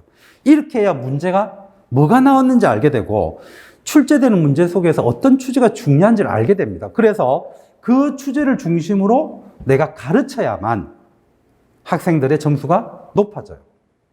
내가 만약에 항공사 능력 시험을 강의를 한다고 치면 한 10년치 항공사 능력 시험의 기출을 풀어보셔야 돼요. 그래야 경향을 알고 주제를 압니다. 그리고 그 경향과 주제에 맞춰서 강의를 하면 단시간 내에 학생들의 성적을 올려줘요. 그래서 이게 그만큼 수험생의 입장에서도 중요하다는 거죠. 그래서 이 기출 분석이 이루어지게 되고, 저는 이제 기출 분석에서 또 선생님들 들어보셨는지 모르겠지만, 저는 이때 강의명을 뭐라고 하느냐 하면 기변하라 이렇게 얘기를 하는데요. 기출을 변형하라 라는 강의명으로 합니다. 그래서 실제로 기출 속의 것이 다 다시 나오고 있죠. 근데 분석하실 때 기출 속의 것이 나오는 것도 있는데요. 기출을 잘 보시면 중요한데 안 나오고 버티는 놈이 있어요. 그것도 찾으셔가지고 연습을 하시면 돼요. 그러니까 그 과정을 요때 합니다. 그게 기출 분석입니다. 그래서 저하고 하시다 보면 이 기출 분석을 통해서 기출 변형까지 하게 되면 요때부터 선생님들은 실질적으로 뭘 하게 될까요? 시험 문제 형식을 접하게 됩니다. 그래서 굉장히 빠르게 시험에 적응해 가는 과정을 겪게 되는 거죠. 요 5월도 굉장히 중요하고요. 요때 선생님들에게 제가 뭘 할까요? 보세요. 제가 여기를 지식을 100으로 잡았고 3, 4월을 저는 한 200으로 잡았습니다. 근데 기출은 40문항이었을 때가 객관식이고 뭐 대략 그죠? 그전에는 훨씬 문항수가 적었죠? 지금은 한 20여 문항 왔다 갔다 하고 이렇게 봤을 때 엄청난 지식에서 겨우 요만큼씩 나오잖아요. 그럼 거기에 나오는 건 엄청 중요한 주제이긴 하겠지만 이것만 가지고 이거를 다 커버할 수는 없죠. 그렇죠? 그래서 변형을 잘하는 것도 필요한데 요때 선생님들하고 뭘 하겠습니까? 제가 하는 게 교과서입니다. 그래서 요때 이제 교과서를 착 결합을 시켜서 전체 흐름을 볼 수 있게 만들어요. 그래서 각자의 상황에서 요때 했던 내용을 여기에서 볼 수 있게 합니다. 그래서 이것도 매년 합니다. 그래서 의외로 요때 수업 들은 걸로 답 쓰신 분들 많습니다. 그게 대표적으로 조개입니다. 그래서 동아시아사 교과서를 같이 봤기 때문에 같이 보신 분들은 조개 답을 아주 쉽게 쓴 거죠.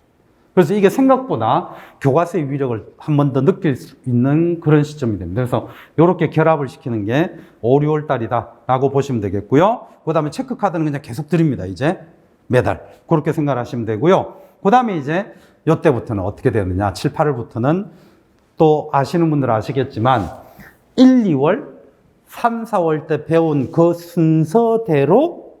순서대로입니다. 순서대로 시험 문제로서 푸는 겁니다. 그래서 이때를 뭐라고 부르냐면 진도별, 영역별 모의고사라고 부르죠. 우리가 실제 시험은 어떻게 됩니까? A형, B형에서 4개 영역이 섞여 있지 않습니까? 그 형태가 아닌 겁니다. 그래서 7, 8월 때에는 진도를 정하고 역교로 문제만 먼저 쭉 풀고 그 다음에 또 한국사 문제 진도를 풀고 그 다음에 동양사 문제 풀고 서양사 문제 풀고 충분히 이해되시죠? 요게 7, 8월 달에 진도별, 영역별 모의고사입니다. 1, 2, 3, 4 하고의 진도 나간 만큼 그 내용을 여기에서 어떻게 한다? 문제로 풀어보신다 생각하면 됩니다. 그래서 첫 번째 보고 반복, 재구조와 깊이 들어가고 가장 핵심적인 기출을 보면서 너무 줄어드니까 교과서와 기출 변형을 통해서 또 플러스 알파하고 그걸 또 반복해서 진도별로 나가는 게 7, 8월입니다. 대신에 그냥 나 혼자서 이거네가 아니라 이제 그걸 진짜로 어떻게 해야 됩니까? 문제 형식으로서 풀어보는 거죠. 한 개 한 개의 문제는 실전 문제와 유형이 같습니다. 다만 이제 진짜 진도별로 쭉 내려가는 거죠. 그게 단원별 문제풀이입니다.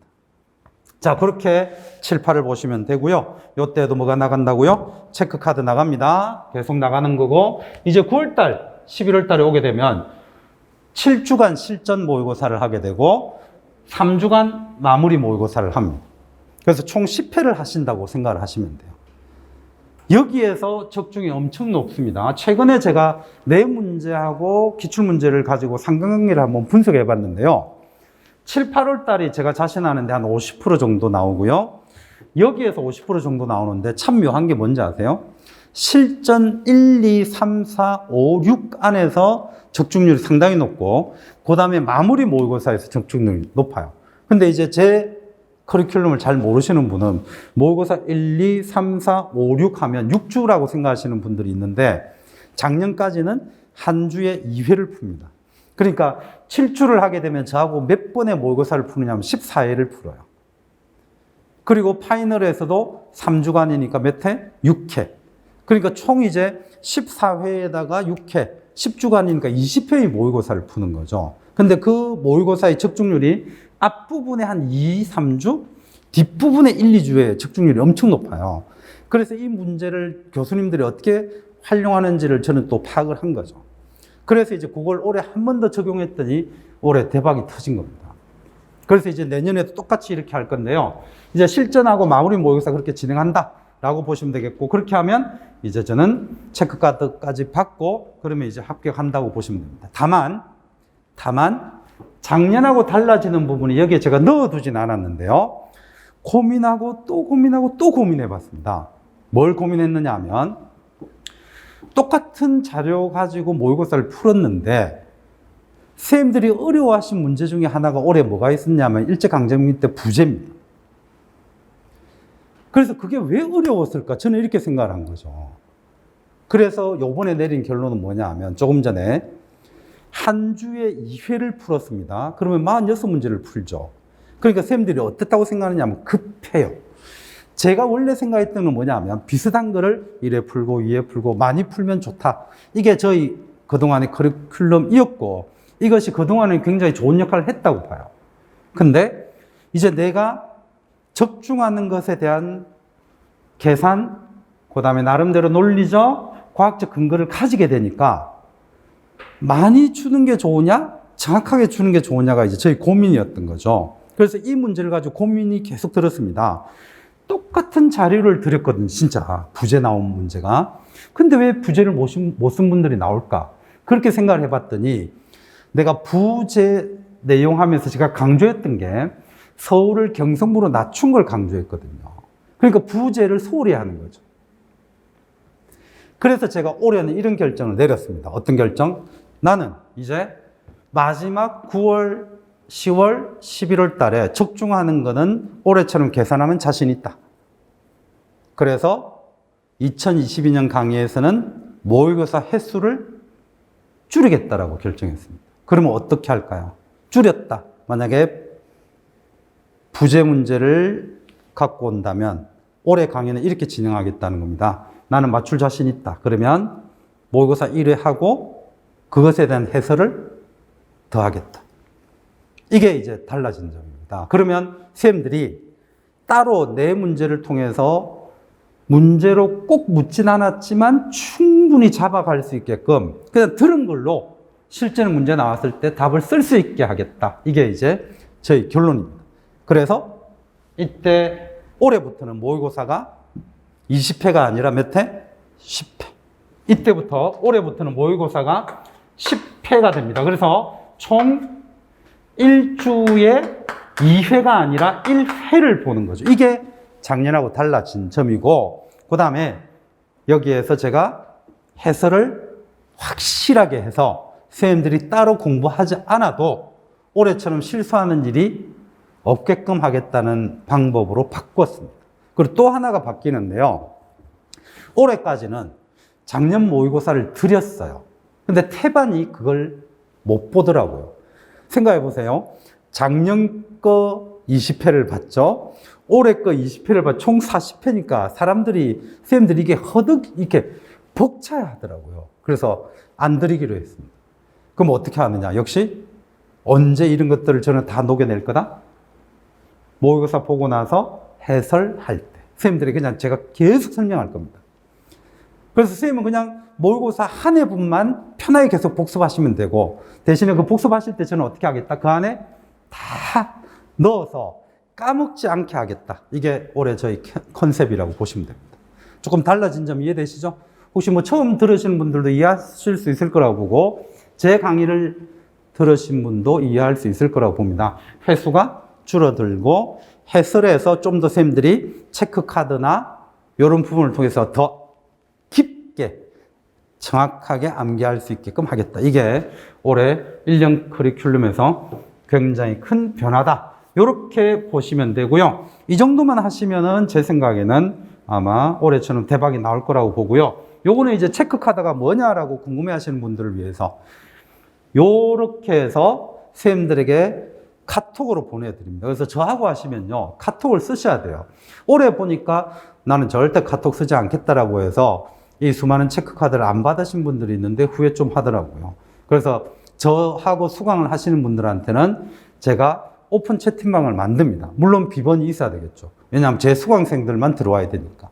그래서 첫날 비밀번호를 알려드리지 않습니다. 왜냐하면 첫날 강의는 대부분 이렇게 좀 공개되잖아요. 그죠? 그래서 공개되지 않는 강의 속에서 채팅방 이름하고 비번을 알려드리면 강의 들으시는 분들 계속 들어와요. 그러면 그냥 여기서는 뭐 질문하고 답하고 이런 공간이 아니라 매주 공부하는 걸 드리는 거기 때문에 아무 말이 없어요. 이 말을 했는데도요, 몇몇 쌤들은 들어왔다가 하루 정도 있다가 그냥 나가요. 왜냐하면 안녕하세요도 없거든요. 근데 생각을 해보세요. 100명, 200명, 300명이 들어와 있는데 한 번씩 안녕하세요 하면 이것 때문에 줄줄이 돼서 중요한 건 안 보이잖아요. 그러니까 여기는 그냥 쫙하게 그냥 들어오시면 됩니다. 그렇게 해서 이 체크카드를 받으시는 거죠. 그리고 이 체크카드를 받아서 다운을 받아 두시면 그냥 오다 가다 보시는 거죠. 그래서 이 딜타일 같은 경우는 원래 쉬운 문제이기도 하지만 근데 이게 생각보다 이거 답 쓰는 거 생각보다 공부를 약하게 했으면 못 씁니다. 근데 우리 쌤들은 1초도 안 걸린 거죠. 그러니까 이 체크카드를 이 형태로 드립니다. 까만 바탕에 흰 글씨로. 그러면 매주 과목별로 이게 계속 나갑니다. 그럼 쌤들 차 타고 갔다 오다가 졸다가 한번 보고 이러다 보면 암기가 돼요. 그래서 이 이름을 김종문의 체크카드라고 명명했습니다. 그래서 이렇게 명명한 이유는요, 같이 공부하시는 수험생 쌤들하고 밥 먹으러 가다가 제가 바깥 계산하려고 꺼냈더니 체크카드가 있길래 이름을 그렇게 붙였습니다. 그래서 제 거 마음대로 쓰시라고 이렇게 한번 이름을 붙였는데 올해 한번 이것도 제가 잘 해보겠습니다. 이제 뒤에는 그냥 운영인데요. 그냥 이렇게 보시면 돼요. 저하고 3일 하는 거 아시죠? 근데 이제 3일을 하는 게 6월까지입니다. 6월까지 3일 합니다. 그래서 흐름은 이렇게 가요. 처음이 역결혼 수요일 날. 오전이면 충분해요. 근데 보통 오전에 저하고 9시부터라고 생각을 하시던데 아닙니다. 10시부터입니다. 그래서 오전 3시간 내지는 오후 1시간 늘어나면 4시간 정도 하는 걸 일반적으로 보시면 되고, 역결혼은 한국사는 오후와 목요일 날 오전 정도로까지 내용이 많습니다. 그리고 중국사를 하고요. 저하고 하시는 분들이 또 조금 힘들어하는 게 뭐냐면 일본사를 같이 봐요. 보통 일본사를 개인적으로 맡겨두는데 저는 이거는 기본적인 내용을 보셔야 돼요. 특히 올해 문제 같은 경우는 샌프란시스코 강화조약 문제를 약간 다른, 이렇게 오히려 서양사나 이쪽에서는 뭔가 설명이 약하지 않습니까? 그래서 교과서하고 특히 샌프란시스코 강화조약의 답을 직관적으로 좀 빨리 생각을 하신 분, 이게 답이 어려운 건 아니라서 좀 쓰시긴 했을 건데 직관적으로 빨리 했던 거는 오히려 신부쌤이었어요. 올해 샌프란시스코 강화조약은. 근데 일본사에서 이게 굉장히 강조되어 있습니다. 그래서 1월 달부터 올해 저하고 하신 분들은 계속 샌프란시스코 강화조약을 제가 엄청 강조했기 때문에 그냥 보고 답을 편안하게 쓴 거죠. 그래서 이런 기본적인 내용을 합니다. 기본적인. 대신에 일본사 문제가요, 단독 문제는 잘 안 나와요. 우리나라, 일본, 중국에 관계되는 문제가 나온단 말이죠. 그러니까 그런 거 위주로 아틀라스 일본사로 같이 보게 되실 겁니다.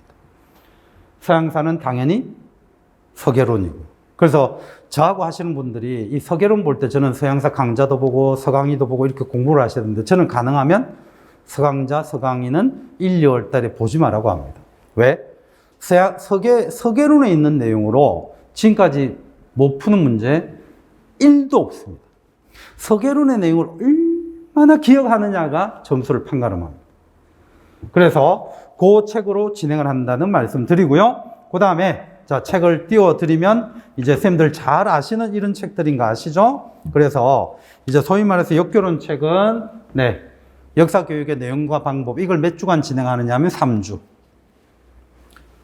1월 달입니다. 이게 3주. 그 다음에 역사교육의 이론 3주. 그 다음에 갈색책. 이거 2주. 그렇게 해서 2달이면 8주죠. 그래서 3주, 3주, 2주. 그러면 대략 진도가 어느 정도 빠져나가는지 아실 겁니다. 3주, 2주면 충분합니다. 나 이거 진짜 본 적도 없는데 가능할까요? 가능합니다. 그래서 버릴 건 버리고 볼 거 보면 돼요. 아마 역사교육론이 어려웠던 분들은 저하고 하시면 수많은 수강생들이 얘기하는 것처럼 역사교육론이 가장 쉽다는 얘기 나올 겁니다. 진짜입니다. 네. 자, 그 다음에 제가 선생님들에게 내용을 한 번씩 넣어 드릴 겁니다. 이 발췌독 한다는 부분은 지금 외워도 되고 안 외워도 돼요. 왜냐하면 3, 4월 달에 또 할 거거든요. 근데 무조건 핵심은 기본입니다. 3권. 그래서 어떤 걸 넣어 드리냐 하면 이런 책들을 넣어 드리죠. 작년 문제에서 포트폴리오는 이 책 안 보신 분들 다 못 썼죠. 그죠? 수행평가 문제 이거 파란 책 안 보신 분들은 못 썼고요. 요거는 제가 필요한 부분에서만 뽑아드리고 작년 문제 중에서 또 독특한 게 리전 문제가 쉬웠다라고 보지만 기입 형식으로 그 안에 어떤 문제가 하나 있었는데 이야기라는 단어를 쓰게끔 한 문제가 있어요. 그 책은 어느 책에도 없습니다. 오로지 이 책에만 있어요. 그래서 제가 이거는 발췌독해서 드린 게 한 5년 됩니다. 그랬더니 이제 올해부터 이 책을 넣기 시작하는 다른 강사분들이 생기기 시작하더라고요. 역사교육의 입론과 구상입니다. 이 책을요, 나도 파야지. 절대 저는 반대입니다. 선생님들은 무조건 어느 책만 봐라? 이 3권. 시간 좀 남는데요. 그럼 요까지는 저는 인정입니다. 이렇게 4권까지는 인정이에요. 선생님들은 이 4권을 넘어서는 공부하시면 안 됩니다. 4권을 넘어서는 공부는 누가 해야 한다? 돈을 받아서 벌어먹고 사는 제가 해야 될 노력인 거죠. 그거를 선생님들에게 녹여서 드려야지 내가 해야 될 일을 선생님들 이 책도 봐야 되고요. 이 책도 보세요. 저 책도 보세요. 그래서 막 책 4권, 5권 뭐 시민교육 봐라. 그렇게 하면 절대 선생님들은 공부 못 합니다. 그거는 누가 봐야 된다? 내가 봐서 이 기본 전공서 속에 녹여드려야 되는 거지 공부는 본인이 하는 거 아니야? 라는 원칙 속에서 계속 책들을 넘겨드리면 안 됩니다. 그럼 제가 돈을 받을 이유가 없죠. 선생님들은 다 기본만 잡으시고 계속 같이 해나가면 됩니다. 그래서 이쪽은 그냥 최근의 시험과 관련된 책들이라는 정도로만 보시면 되고 보려고 하지 마세요. 역사교육의 입론과 구상은 중요한데 진짜 보지 마세요. 그러면 머리 터집니다. 선생님들은 3권 내지는 어디까지? 파란 책까지 4권. 그까지 보시면 되고요. 그 다음 저는 또 신기한 게 이것도 호불호가 있는데 저는 무조건 부셈으로 합니다. 근데 부셈 보셔야 돼요.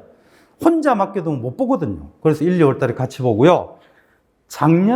재작년까지는 7권을 다 사라고 해서 7권을 같이 봤고요. 작년에는 선생님들이 너무 힘들어해서 1권은 사지 마라고 해서 제가 프린팅해서 드렸습니다. 필요한 것만. 올해는 1, 2권 사지 마세요. 올해는 1, 2권 사지 마시고 1, 2권은 제가 프린트합니다. 대신에 고려부터는 이 책이 있어야 됩니다. 그러니까 7권 중에서 5권은 선생님들이 필수로 있어야 됩니다. 뭐 어떤 분들은 고려, 한국사 통론 볼래 이렇게 하긴 하는데 그래도 되는데요. 고려 있어야 되고요. 현대사 이 책이 있어야 됩니다. 그래서 실질적으로 5권은 필요하고 나머지 1, 2권은 제가 프린트해서 필요한 부분만. 전체가 아닙니다. 제가 쭉 타이핑해서 필요한 부분만 1, 2권은 드리고 그걸로 수업할 거예요. 고려 3권부터는 이 책으로 합니다. 그리고 사료는 약간 처음에는 체킹하는 식으로만 갈 거예요. 그러면 선생님들이 복습하실 때 내용과 사료를 연결하시면 되고 여기에 제가 어떤 책의 내용이 들어가겠습니까? 한국사 통론은 다들 아시는 것처럼 고려가 빵빵하죠? 그럼 그런 내용을 제가 드리죠. 이렇게. 여기에서 내용을 제가 드리는 거예요. 그죠? 그러면 복습하실 때 편할 수도 있고요. 그 다음에 단순 지식, 조선사 굉장히 많다고 알려져 있는 다시 찾는 우리 역사 이것도 제가 알아서 또 필요한 부분을 넣어드립니다. 그 다음에 한국사 길잡이 필독서라고 생각들 많이 하시지 않습니까? 저는 필독서라기보다는 저는 참고 도서 정도로 보는데 역시 수업할 때 넣어드립니다. 이렇게. 그래서 이 3권뿐만 아니라 근현대사 파트에서는 실질적으로 제가 보는 책이 한 기본으로 10권이 있습니다. 거기에 내용을 계속 녹여드리고 그래서 그거를 생각을 해서 올해 일제시대 때 도시 문제를 그렇게 해서 찍어낼 수가 있었죠. 그러니까 그런 식으로 이제 계속 녹여드린다고 보시면 되고요. 이 녹여드리는 거는 이때 꼭 외워야 된다가 아니라 또 3, 4월에 또 볼 겁니다. 그래서 계속 저는 반복하게끔 합니다. 자, 그리고 이제 동양사는 잘 아시는 것처럼 동계론과 한국인을 위한 중국사 어느 거 봐야 되나 이렇게 물어보는데요. 기본서는 동계론으로 삼아주시고 플러스 알파는 한중입니다. 근데 솔직히 얘기하면 중국사는 이 두 권 그냥 같이 보면 돼요. 중국사는 이 두 권을 같이 보되 수업에서 저는 어느 걸 쓰겠다는 겁니까? 수업에서는 동계론을 쓰는 겁니다. 이해되시죠? 수업에서는 동계론 쓴다고 보시면 되겠고요. 발췌독은 기본적으로 한국인을 위한 중국사 반드시 보셔야 되고, 그 다음에 아틀라스 중국사는 제가 개인적으로 참조해서 또 선생님들에게 녹여드립니다. 네. 그 다음에 이거는 절대 선생님들에게 보지 마라고 하는 책이 또 있어요. 근데 저는 무조건 봐야 됩니다.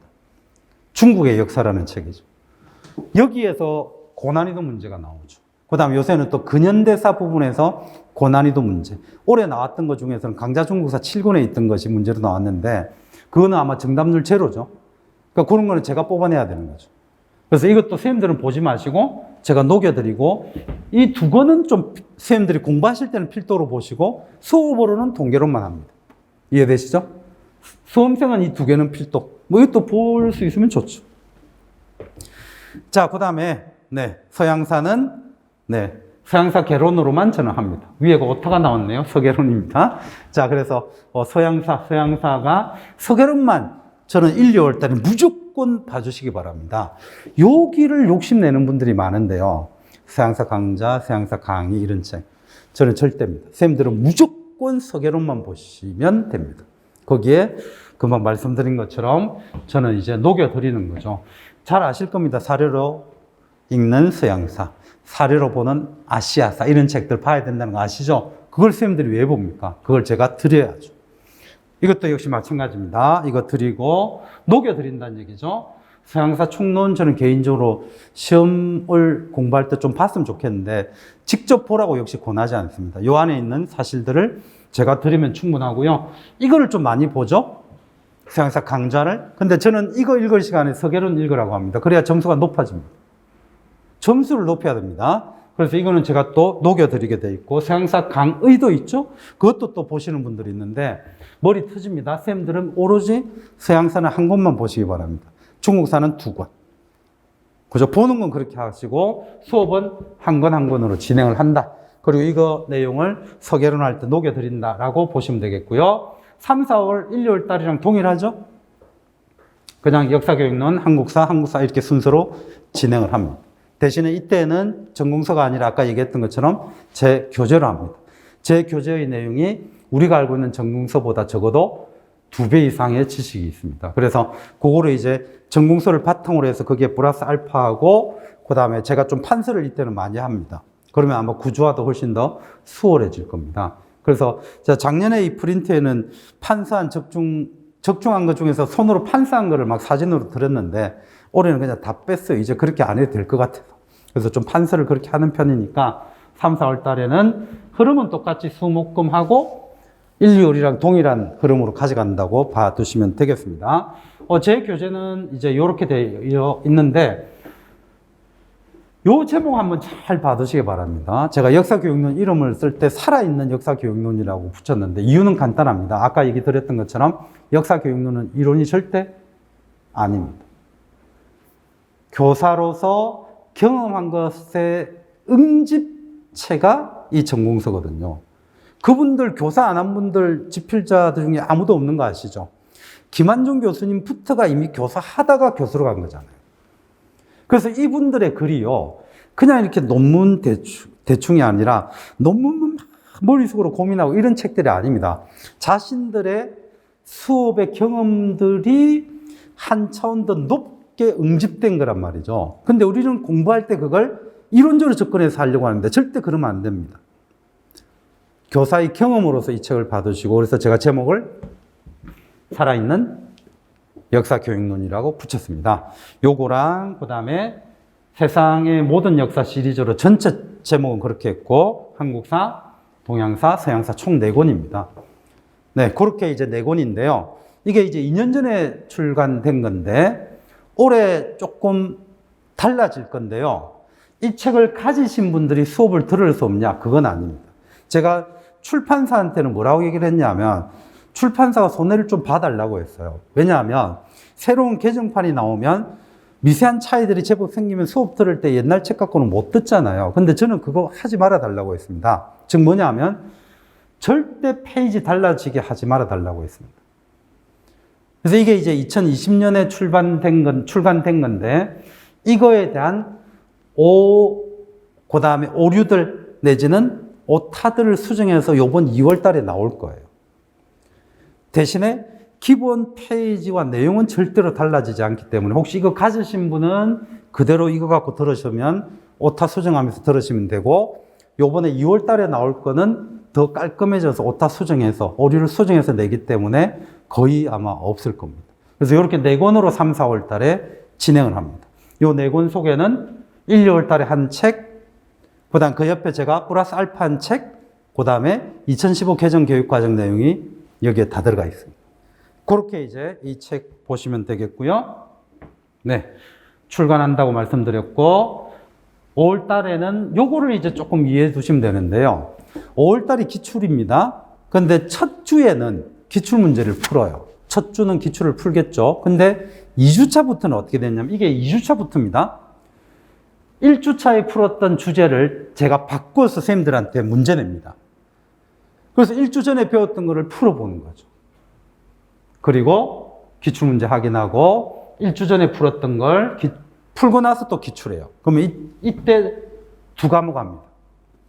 역사교육론, 한국사. 이때 동양사, 서양사. 그렇게 해서 요렇게 넘어갑니다. 그리고 아까 제가 뭘 한다고 했느냐면 교과서 한다고 그랬죠. 근데 교과서가 요렇게 오전 오후 다 할 수도 있습니다. 절대적인 건 아니고 교과서를 5월 달부터 하는데 오후에만 한다고 제가 적어는 놨지만 오전부터 할 수도 있다는 거. 왜냐하면 요것이 얼마나 시간을 먹느냐에 따라서, 그죠? 요일이 조금 시간이 달라질 수 있다고 보시면 됩니다. 대신에 이 큰 흐름은 바뀌지 않습니다. 자, 그리고 7, 8월 달부터는 수요일, 목요일입니다. 요거 착각하시면 안 됩니다. 5, 6월 달까지가 금요일 수업이 있고 7, 8월부터는 수요일, 목요일만 합니다. 이제 요때는 왜 이렇게 하느냐 하면 계속 이제 강의를 하다 보니까 선생님들이 요구하는 게 뭘 것 같습니까? 내 공부할 시간이 없다고 하더라고요. 저는 이제 욕심을 냈죠. 많이 드리는 게 선생님들한테 좋지 않을까 이랬는데, 그것도 좋긴 한데 후반으로 갈수록 뭐가 필요하다? 내 공부가 절대적으로 필요하다. 그래서 시간을 줄이되 저는 더욱더 압축해서 잘 전달해야 되겠죠. 대신에 이거는 A형, B형 이런 개념이 아닙니다.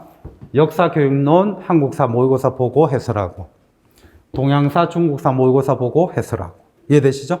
그렇게 한번 7, 8월 달에는 수요일, 목요일만 본다고 생각하면 되고요. 이제 9월, 10월, 11월은 말 그대로 모의고사죠. 이때는 이제 A형 보고 B형 보고, 그 다음에 해설을 하는데, 이거 제가 잘못한 거네요. 그죠? 아까 말한 거랑 틀리죠, 지금. 예. 제가 지금 요거 빠르게 한번 수정을 해 보겠습니다. 제가 요거를 미처, 그걸 못 했는데, 지금 이 부분에서,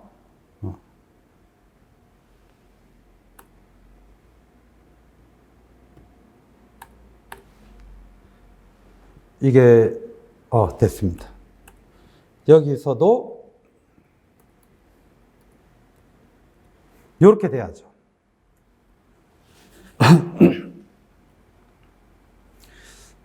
마우스가 노트북에 이렇게 뭔가가 이상해진 거는 뭘 때문일까요?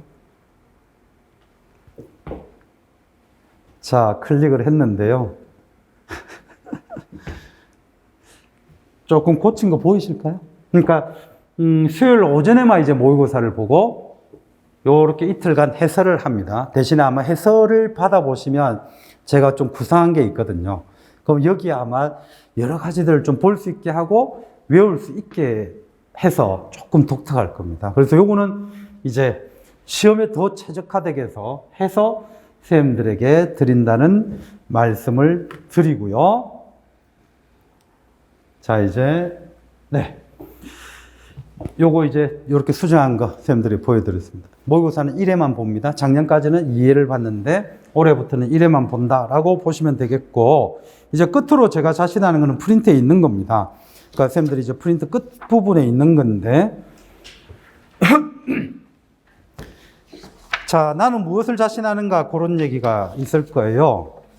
그래서 프린트 속에서는 뭐 선생님들 저기 몇 쪽부터라고 보시면 되느냐 하면 24. 그죠? 거기에 있는 제목만 제가 한번 따온 겁니다. 그래서 약간 줄인 거요. 지식으로서의 역사교육론이 아니라 살아있는 역사교육론이다. 이게 24쪽에 보일 건데, 그걸 저는 이렇게 한번 또 살려봤고요. 그 다음에 또 하나가 제가 가장 자신하는 게 출제자의 눈으로 실제로 본다는 겁니다. 이거는 그냥 스스로가 제가 부끄럽지 않게 자랑합니다. 그래서 적중률이 굉장히 높다는 걸 한번 생각을 하시면 되고, 이 부분에 대해서 계속 반복을 합니다. 그래서 선생님들이 충분히 올해 시험을 더 잘 볼 수 있게끔 한번 해보겠고요. 끝으로 또 멘탈도 들어가 있는데, 제가 이런 얘기를 한 번씩 드립니다. 선생님들이 중고등학교 다니면서요, 가장 싫어하는 교사상 중에 하나가 뭐냐면, 야, 너 그래가지고 뭐 되려고 그러냐? 너 그렇게 공부 안 하면, 우리 뉴스에도 한번 나왔죠. 너 그렇게 공부 안 하니까 저 사람처럼 노가다나 하고 말이야. 이러면서 어떤 일의 기천도 비하하는 그런 것이 뉴스에 나오게 됐는데, 저는 교사상 중에 가장 싫어하는 게 뭐냐면, 너가 그래가지고 뭘 할 수 있겠어? 이거를 저는 너무 싫어합니다. 그러다 보니까 이런 얘기를 들었다고 하는 사람도 있더라고요. 너 그래가지고 임용 공부 뭘 한다고 임용 공부 포기해라 라고 들었다는 분들이 실제로 있더라고요. 저는 그건 절대 말이 안 된다고 생각합니다. 지금 당장은 조금 부족할 수도 있고요. 그 다음에 뭔가 가능성이 없어 보일 수도 있지만, 그걸 열어줘야 될 사람이 누굽니까? 저를 보고 온 사람들한테 그걸 열어줘야 되는데, 너 그래가지고 어떻게 할 건데? 네가 무슨 대학을 가냐? 뭐 이런 식으로 접근해서 사람들을 기를 죽이거나 윽박지르는 건 저는 절대 반대입니다. 그런 경우에 행여나 교사가 되면 그 교사는 어떤 교사가 될까요? 똑같이 애들한테 윽박지르는 교사가 됩니다. 저는 그거 무조건 반대입니다. 교사는 지식도 엄청 중요하고요. 우선이죠, 그게.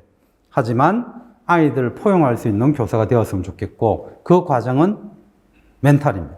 그래서 저는 멘탈 관리의 첫 번째는 지금 2차 수업 실현도 이렇게 하고 있는데요. 그 사람의 장점을 찾아내서 살려주는 거라고 봐요. 그래서 그 철학을 가지고 지금 2차 수업을 합니다. 그래서 저하고 2차 수업 하시는 분들은 다른 수업 준비자의 단점과 실수를 써주는 거 금지입니다. 오로지 장점만 쓰라고 합니다. 근데 이거 생각보다 힘듭니다. 제가 노래는 지독히 못하지만 아이유가 노래 잘한다는 건 알 수 있잖아요. 그리고 어떤 가수가 음이탈하는 것도 저 알 수 있습니다. 그죠? 근데 저는 못하죠. 그래서 사람이란 상대방이나 다른 사람들의 실수와 오류는 기가 막히게 잡아내요. 그래서 내가 그러면 프로 가수들이 음이탈 했다고 해서, 야, 너 음이탈 그렇게 내가 가르칠 수 있겠어요? 못 가르치잖아요. 그러니까 그건 안 된다는 겁니다. 그러면 나는, 이 사람의 노래는 이래서 좋구나.